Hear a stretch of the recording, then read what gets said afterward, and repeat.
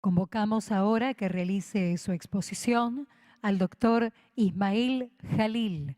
El doctor Jalil es representante de la Coordinadora contra la Represión Policial e Institucional, CORREPI. En este Salón Eva Perón, reunión de la Comisión de Justicia y Asuntos Penales de la Cámara Alta, tiene la palabra el doctor Ismail Jalil. Bueno, buenas tardes. Muchas gracias por la invitación. No provengo del ámbito académico. CORREPI, la Coordinadora contra la Represión Policial e Institucional, es una organización política que activa en el campo de los derechos humanos. Como tal, venimos a expresar en este ámbito legislativo nuestra tremenda preocupación porque cada vez que se introducen manos en los códigos penales, tanto los trabajadores como los más pobres de esta sociedad quedan expuestos. Y si no, fijémonos en esta paradoja, que es mucho más que una paradoja. Mientras estamos aquí nosotros intentando debatir estos aspectos, en las calles del país y más precisamente en las barbas de este Congreso, miles de personas se disponen a marchar contra una de las prácticas más repudiables que el Estado tiene y que es la del gatillo fácil. Es la represión como política de Estado en su más alta expresión, por lo menos en la que refiere al control social difuso en las calles. Pero en paralelo y para estos días se prepara otra marcha de los movimientos sociales en donde millones de trabajadoras y trabajadores hambrientos van a salir a las calles acuciados por necesidades básicas. Millones de trabajadoras y trabajadores que salen a decir que no pueden más, que no pueden esperar más. Nacer para vivir muriendo es un ejemplo de manual de lo que es una paradoja, pero es mucho más que eso. Es un perfume de época. Y si no, fijémonos, este Congreso está cerrado. Ante una crisis de semejante envergadura, este Congreso no discute la crisis.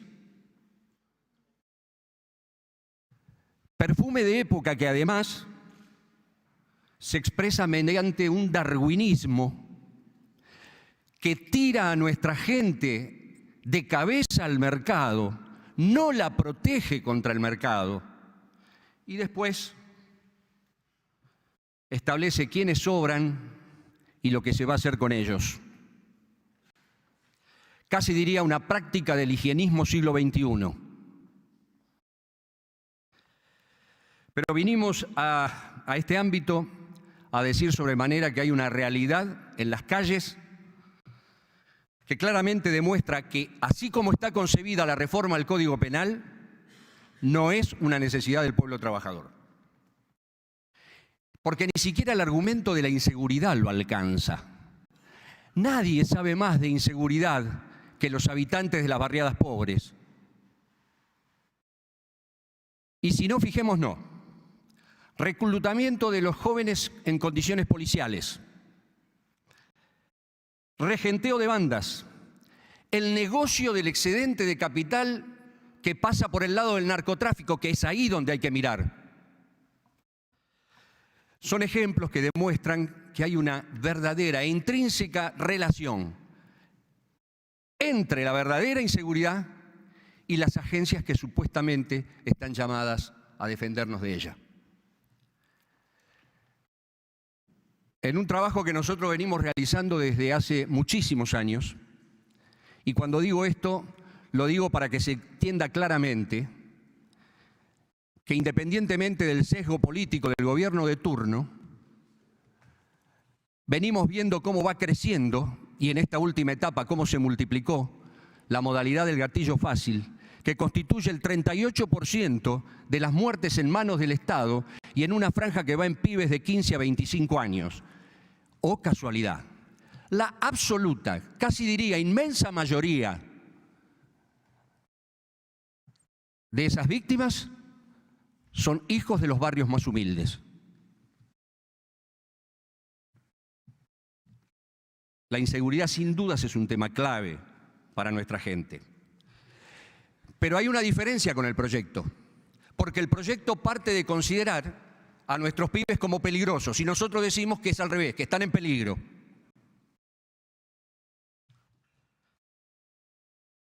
Y que lo último que necesitan esos pibes son reformas punitivas.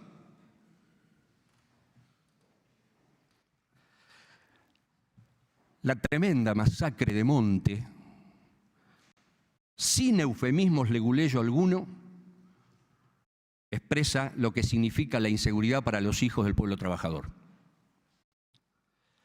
Porque la sociedad más segura no es la que mejor sofistica su aparato represivo y criminalizador.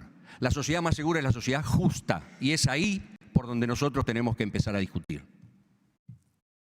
Hay una construcción histórica, un proceso deliberado y conducido desde el poder que se pretende instalar como un hecho natural. Consagran abstracciones como si fueran verdades irrefutables. Y es lo que ocurre con la aparente separación entre lo político y lo jurídico.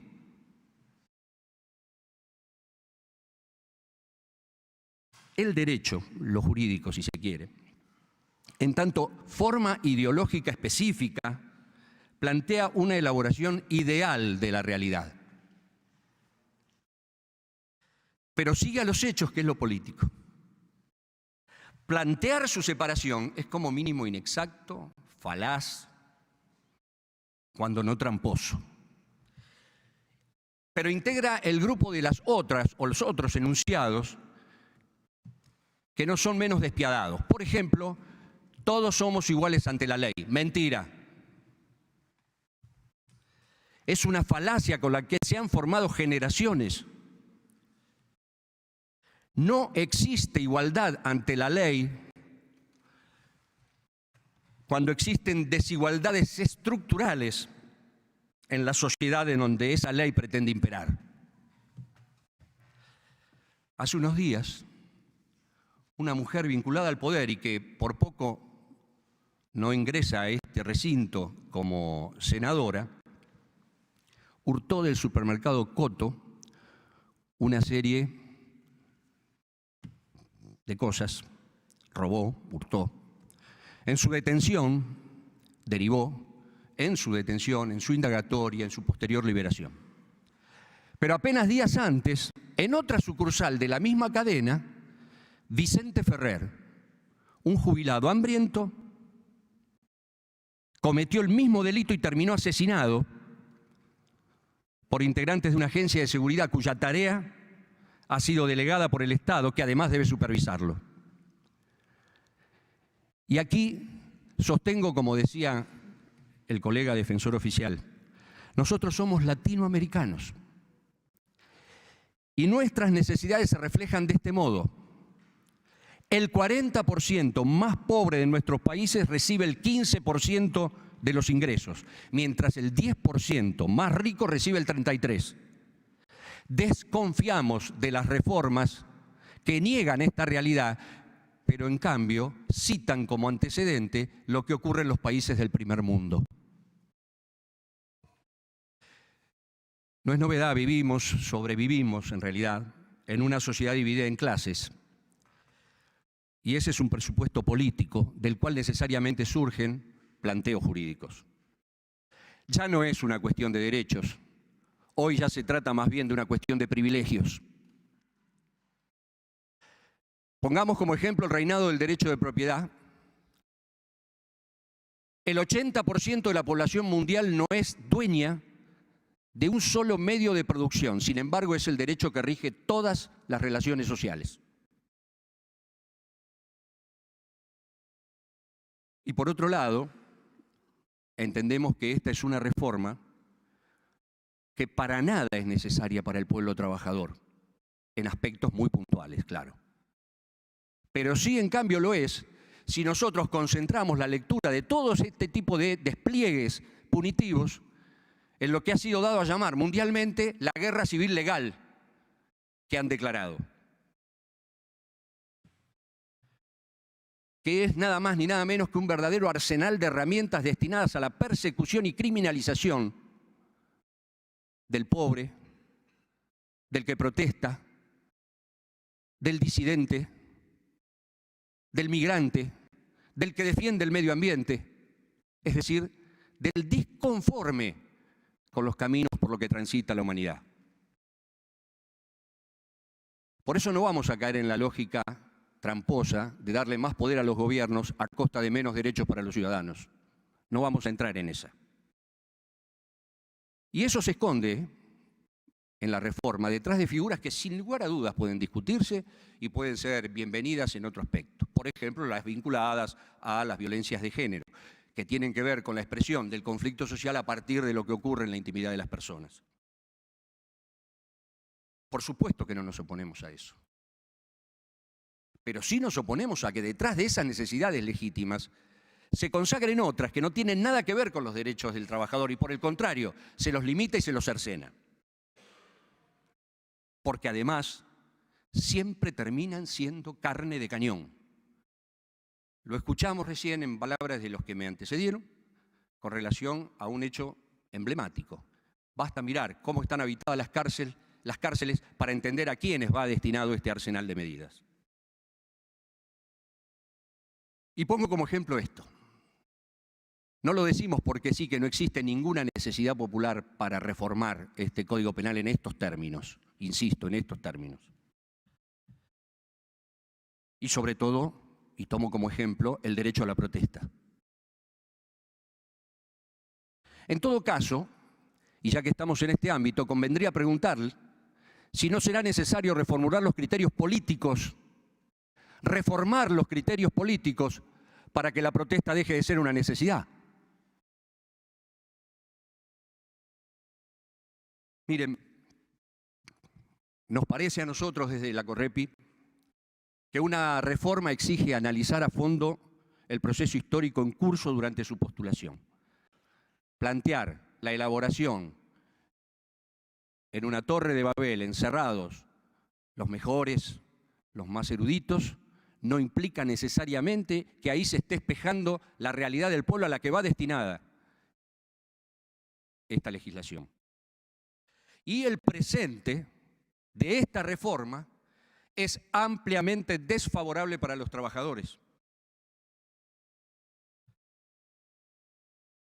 La intrínseca vinculación entre lo legal y lo ilegal en materia represiva lo demuestra claramente. Desde el disciplinamiento para el control social que en esta instancia se ha consagrado con la ya vulgarmente conocida, entre comillas, doctrina Chocobar, me permito acá decir cuya formulación es imperioso desarmar, desarticular, sobre todo con la derogación de la 956, de la resolución 956 del Ministerio de Seguridad. Y el repudio a la concepción de versión de la fuerza, versión de verdad. Hasta el disciplinamiento selectivo que implica contar con presos políticos, y pongo por caso a Milagro Sala y a Daniel Ruiz. Dijimos al inicio, cuando notamos que en las calles el pueblo marcha contra el gatillo fácil y la represión, que el derecho sigue a los hechos. Y esta reforma también lo corrobora. La formulación del nuevo artículo 34, por ejemplo, es en esencia la consagración absoluta de la frase emblemática de la ministra Bullrich que sirvió para consagrar varias impunidades. Por si queda alguna duda, aquello de que es una trampa y una falacia, lo de separar lo jurídico de lo político, el enunciado del artículo 34 nuevo es nada más ni menos el que inspiró a la misma ministra a sacar entre gallos y medianoche precisamente la resolución 956 del 18. Hiciste lo que hay que hacer, le dijo el presidente a Chocobar. ¿Habrá sido ese el antecedente doctrinario? Ni hablar de la formulación laxa, ambigua y abierta que promete el 208 cuando penaliza a quien arroje proyectiles en una manifestación, sin especificar si da lo mismo una piedra que un encendedor de plástico, dejando al arbitrio de la reglamentación o lo que es peor aún, de jueces y fiscales siempre tan afectos a tirar con todo el peso del Código Penal sobre la cabeza de los que protestan. Del mismo modo agrava la pena para aquel que arroje el proyectil sobre un miembro de la fuerza de seguridad sin especificar cómo se determina en qué situación hay un integrante de la fuerza de seguridad. Hoy que estamos tan afectos a la infiltración de provocadores en las marchas, por ejemplo. Cuando los reformadores sostienen que se mezclan en el espacio público lo genuino con operaciones desestabilizadoras, están demonizando un recurso genuino de nuestra población, como es el derecho a manifestarse. Y por más que digan lo contrario, las figuras cuyas penas aumentan tienen como destino cercenar y desbaratar ese derecho. Los derechos tienen rangos, jerarquías. Los de la protesta social son inherentes al Estado de Derecho y son fundamentales, pero además el lugar donde deben expresarse es en la calle. Si hay estado de necesidad, no hay delito. Esto se ha olvidado en la reforma. Pero además es inconstitucional el patrullaje que proponen sobre las distintas figuras del Código Penal, que hoy son existentes, pero que viene a agravar las penas. El argumento de las incomodidades o afectación de derechos personalísimos que invocan es prácticamente una aberración constitucional. Sin peligro para otros bienes jurídicos, no hay tipificación posible. Esto tampoco ha sido tenido en cuenta. La línea de la reforma en ese sentido es, una vez más, la de policializar y criminalizar fenómenos sociales y políticos. Un capítulo aparte para evaluar la verdadera necesidad de contar con una unificación de la legislación antiterrorista. Porque nosotros creemos que no debería existir. Porque esta es la excusa para ampliar una vez más las ilimitadas facultades que en la materia tienen las fuerzas de seguridad con las figuras del informante, el infiltrado y toda la gama de buchones que se detallan a costa del derecho de los ciudadanos. Es mundialmente conocido el mecanismo por el cual, de una presunta legalidad vinculada a la guerra contra el flagelo del terrorismo, muchos ciudadanos terminan fuera del derecho. Terminan siendo figuras, tipos propias del estado de excepción. Termina instalando un despliegue policíaco-militar orientado contra adversarios definidos como enemigos. Ahí tienen ustedes las causas de los hermanos Salomón, los dos chicos acusados de pertenecer a una organización terrorista islámica. Fui su defensor, soy su defensor. Fueron sobreseídos finalmente. Pero estuvieron 22 días presos en el penal de Seiza con la amenaza de una pena que los hubiera dejado preso para siempre. Estamos sometidos a infinidad de operaciones ilegales que se cocinan a espalda de muchos organismos institucionales. Los servicios de inteligencia, que siempre guardan una directa relación con estamentos del poder político en los más altos niveles, cobrarán un significativo rol con esto. Nadie ignora que esos servicios de inteligencia a nivel mundial hoy integran una jurisdicción, entre comillas, en la que si hay algo que directamente se borra, ese es el derecho. Porque es la jurisdicción de una mega policía planetaria que tienen los servicios de la AFI, por ejemplo, a su delegación argentina. Esta reforma apunta a legitimar definitivamente la extraterritorialidad del paquete legal antiterrorista. Hoy ya tienen, por ejemplo, el decreto 489 de creación del REPET, el registro de personas sospechadas de terrorismo, por el que la posibilidad de pasar a ser un no ciudadano está a la vuelta de la esquina. La excusa de los repudiables atentados contra la Embajada de Israel y de la AMIA termina siendo una excusa tan pueril como falsa. Porque recogen hipótesis de conflicto que no nos pertenecen. Pero otra vez lo jurídico y lo político se dan la mano. La alineación del actual gobierno las órdenes de Estados Unidos es la que promueve la necesidad de la reforma en ese aspecto. Súmese a ello la ruptura de la línea histórica de nuestro país en materia de inmigración y la consagración de derechos de migrantes para entender lo que venimos diciendo. Responden a hipótesis de conflicto que nos son completamente ajenas. Está claro así que el proceso histórico en el que se enmarca la reforma no nos habla de necesidades del pueblo en estos aspectos. Los trabajadores, los disconformes, los pobres, los migrantes, las disidencias, los medioambientalistas, todos quedan expuestos con esta reforma. Hay una necesidad, en cambio, del poder, bajo apariencia de legalidad, de continuar con esa repugnante costumbre de gobernar con el Código Penal en la mano. Eso va en contra de las necesidades de nuestra gente.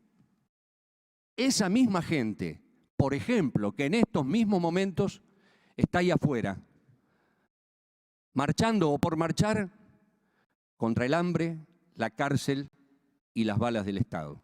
Muchas gracias.